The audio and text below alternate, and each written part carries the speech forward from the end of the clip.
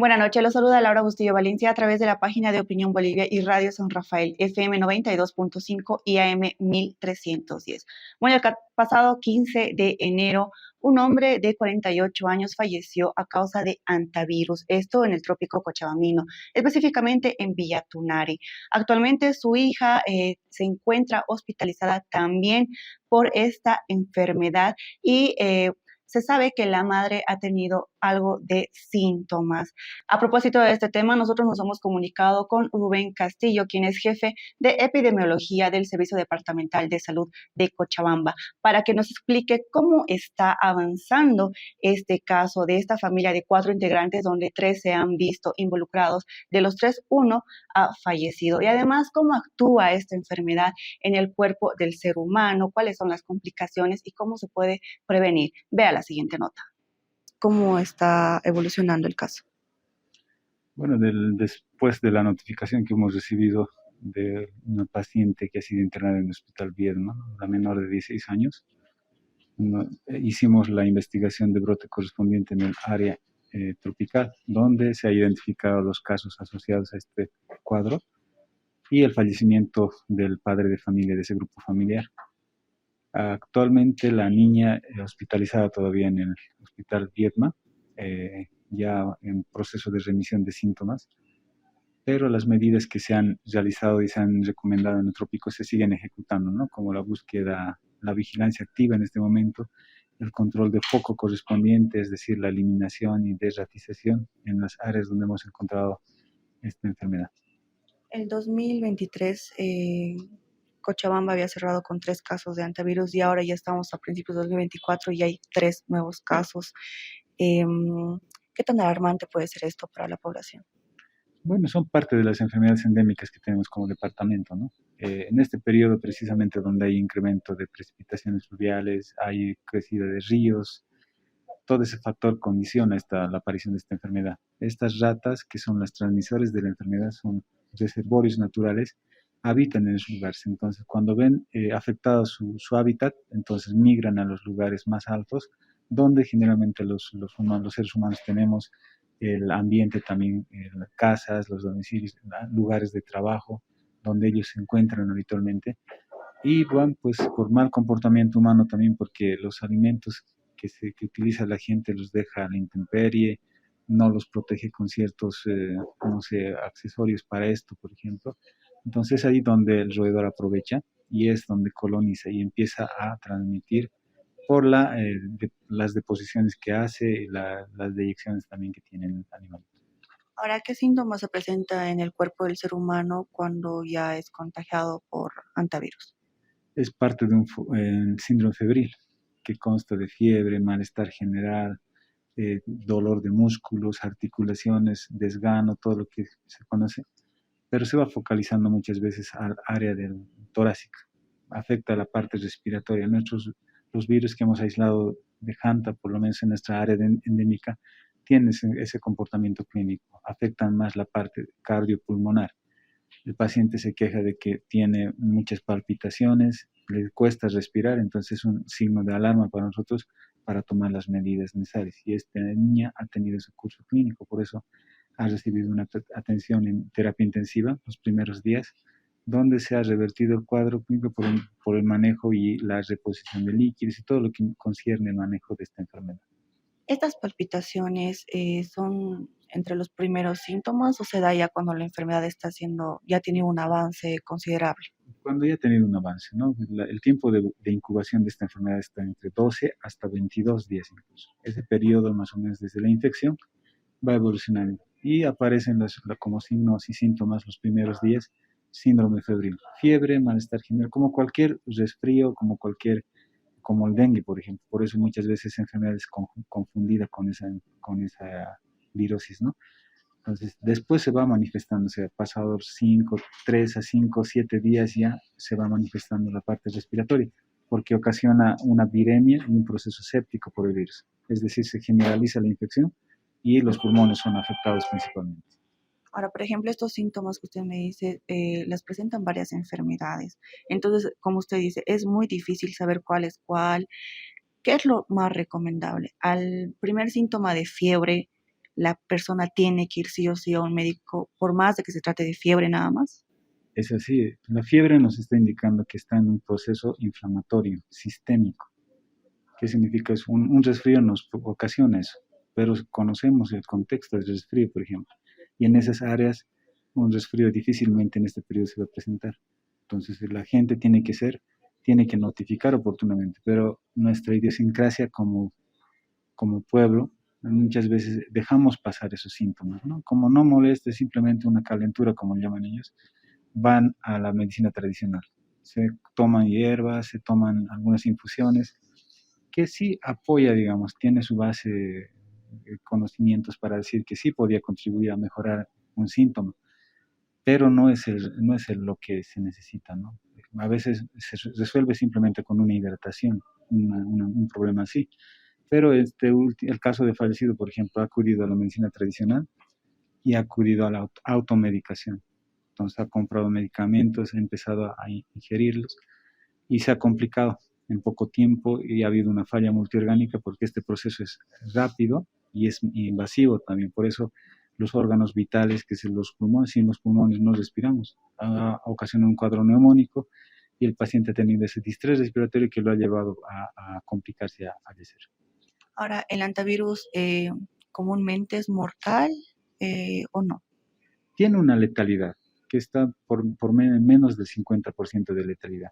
Con una notificación oportuna, con un manejo adecuado, el paciente ¿cómo se llama? Puede curar, ¿cómo se llama? ¿No? Ahorita este paciente, por ejemplo, está en ese proceso, ha respondido al manejo clínico y su sistema inmunológico también está respondiendo. Pero si dejamos evolucionar la enfermedad sin manejo oportuno y sin el manejo clínico, obviamente pues tiene sus riesgos de ser letal.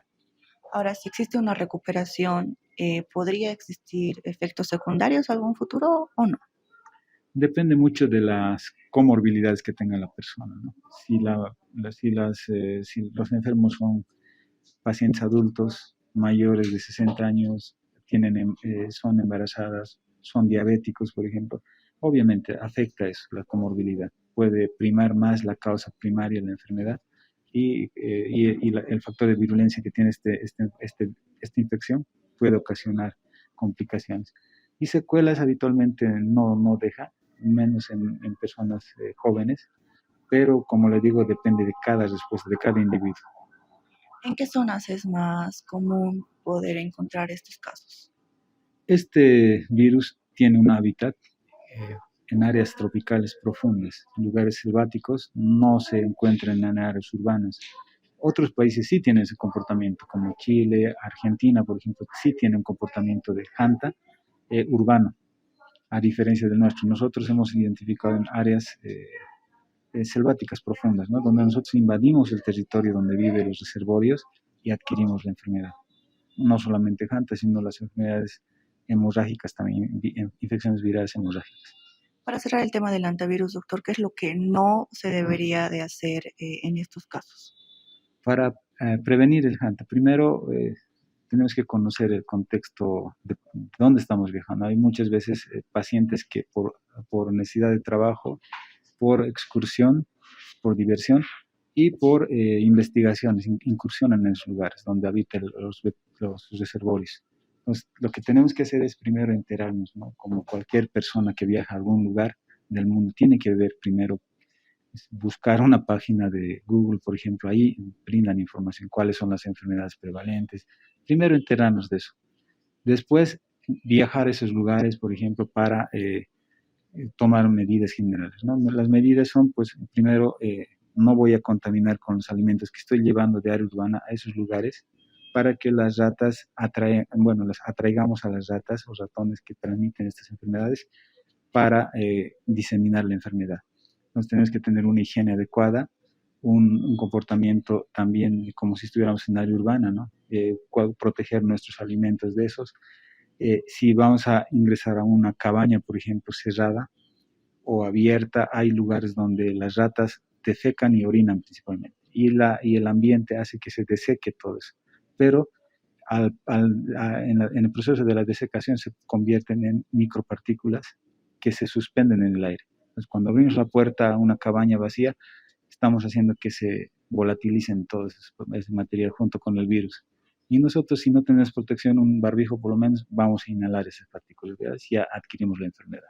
Solamente inhalando ya se puede adquirir la enfermedad. Inhalando o por contaminación de nuestros alimentos con la orina y esas son las formas, ¿no? ¿Y el contagio entre humano y humano? No, no está dado entre humano y humano. En otros países, otros virus, otros tipos, serotipos de virus, se ha dado, ¿no? En Argentina había transmisión interhumana, pero es de poca probabilidad. En este caso, por ejemplo, he leído que se dice que el padre ha contagiado a la hija, entonces no es así, no se ha dado así en este caso particular. No, el grupo familiar de 4 personas ha estado en el sitio de exposición, ha estado expuesta en lugar de exposición, en el área donde se ha identificado y el área endémica. Entonces, no, de transmisión de persona a persona no se da. Doctor, ¿qué otras enfermedades tropicales podrían alarmar a la población que habita justamente el trópico? Alarmar no, alertar. No solamente tenemos estas enfermedades, tenemos micosis, tenemos otras fiebres hemorrágicas, enfermedades hemorrágicas, tenemos virus zoonóticos, en zoóticos se llama cuando hay transmisión entre animales selváticos, la fiebre amarilla, por ejemplo, ahí. Por eso es recomendable la vacunación también, 15 días antes de ingresar a área endémica, en este caso en Cochabamba, a lo que corresponde a Villa Tunar y el trópico principalmente, revisar si tiene su vacuna para ingresar a los lugares. Hay mucha gente, por ejemplo, el año pasado ha fallecido si no me equivoco, de 13 años en Colorado, que es área selvática también, por no haber recibido una vacuna contra la fiebre amarilla. Entonces, todavía tenemos enfermedades que se pueden prevenir por vacunación, pero también se puede adquirir en lugares endémicos como este. Yo sé que estamos a principio de año, perdón, estadísticamente con respecto al antivirus y estas enfermedades, ¿cómo está Cochabamba? ¿Está liderando tal vez a nivel nacional? Bueno, en diferentes regiones tenemos notificada la enfermedad, pero nosotros ya tenemos 2 casos, ¿no? En comportamiento nacional, si no me equivoco, somos los primeros casos que hemos notificado este año. Bueno, esto ya hemos explicado cuáles han sido las condiciones que hemos tenido para la notificación. Entonces, si tenemos casos, está activa nuestra vigilancia epidemiológica para cualquier enfermedad. Entonces, simplemente es dar respuesta a esto, ¿no? Y la notificación oportuna por parte de la población. Recomendaciones en general para terminar el uso del barbijo, tal vez que yo veo que, bueno, ya se ha dejado de utilizar por completo, es aún necesario. Como usted menciona, no solamente tenemos esas enfermedades, tenemos 5 pisos ecológicos en Cochabamba. Tenemos el área tropical, la zona andina, tenemos la zona metropolitana, la región metropolitana. Entonces, tenemos 5 regiones, cada uno con su propio perfil epidemiológico. Y en área metropolitana, donde existe la mayor cantidad de población del departamento, todavía está vigente pues COVID, y no solamente en región metropolitana, sino en todas las 5 regiones todavía, donde cada semana van notificando casos de COVID. Tenemos 21 municipios todavía con notificación de casos de COVID. Y de estos, de toda nuestra población general, que son de más de 2 millones de habitantes, solo el 73% ha recibido una dosis por lo menos para COVID. Imagínense, para una primera dosis. Para segundas vamos reduciendo al 60%, terceras dosis estamos con un 40%. Imagínense, para un esquema completo, 3% para cuartas dosis. Entonces, no estamos muy protegidos en relación a esta enfermedad, menos todavía para las subvariantes que están circulando en el mundo. Por eso estamos viendo este incremento de casos de crecimiento, que esperemos que no se convierta en exponencial las siguientes semanas por las actividades que se vienen más adelante, también actividades masivas, como el reinicio de actividades educativas, las fiestas patronales y otros eventos que podían disparar o incrementar los casos de forma exponencial. Por lo cual recomendamos a la población retomar el uso del barbijo, más aún si tenemos factores de riesgo. ¿Qué significa eso? Si yo soy asmático o soy alérgico o tengo diabetes, tengo hipertensión arterial, tengo problemas de hígado, etcétera, otras enfermedades, COVID puede ser motivo de complicación en el cuadro clínico. Y a la vez, un caso en una familia pues compromete a todo el grupo familiar. Y es así donde estamos identificando los brotes en conglomerados familiares, Entonces, si no tomamos las medidas necesarias, no esperemos que también vayamos bien en salud al respecto. Ahí lo tiene, esas son las palabras del doctor Rubén Castillo, jefe de epidemiología del CEDES. Él ha indicado que si bien el hantavirus no es mortal, tenemos que tener ciertos cuidados al ingerir y preparar nuestros alimentos y también, bueno, al tener en orden nuestro hogar. También ha indicado sobre el avance de las vacunas, esto por el COVID, y también ha recomendado a la población en general el uso de barbijo para prevenir este tipo de enfermedades, tanto como el COVID, el antivirus, y todas las demás que ha mencionado en la nota, sobre todo las personas que tienen enfermedades de base. Vamos a ir ampliando estas y otras informaciones en nuestras plataformas digitales. En todas nos encuentra como Opinión Bolivia. Tenemos consejos. 5 acreditaciones al Mercosur Educativo, 3 décadas de excelencia académica, 8 sedes en territorio nacional, 13 campus universitarios, alianzas internacionales con universidades de todo el mundo. Nuestra apuesta es de por vida. Ven e inscríbete. UNITEP, Universidad Privada. Admisiones abiertas, gestión 2024 a nivel nacional. WhatsApp 7222-8283. Dirección Campus Colonial Heroínas y España. Pasaje Fidelia Sánchez. También tenemos consejos de la mano de Cobose. Cobose Cemento lanza su nuevo producto Cemento Popular, el cual tiene un excelente desempeño para realizar todo tipo de revoques, aceras, fachadas, contrapisos, pegaladrillos. Su alta adherencia lo vuelve excelente para maximizar el trabajo. Menor desperdicio, fisuramiento mínimo, mejora los tiempos y permite bajar el costo de producción. Bajo la calidad de Cobose Cemento, una empresa 100% boliviana, orgullosamente de los cochabambinos, más de 50 años haciendo historia. Encuéntrelo en la ferretería de su preferencia. De esta manera concluimos la primera transmisión del día de hoy. Los invito a seguirnos en todas nuestras plataformas digitales. Nos encuentra como Opinión Bolivia y también visitar nuestro portal informativo www.opinion.com.bo. Soy Laura Bustillo. Buenas noches. 5 acreditaciones al Mercosur Educativo, 3 décadas de excelencia académica, 8 sedes en territorio nacional, 13 campus universitarios, alianzas internacionales con universidades de todo el mundo.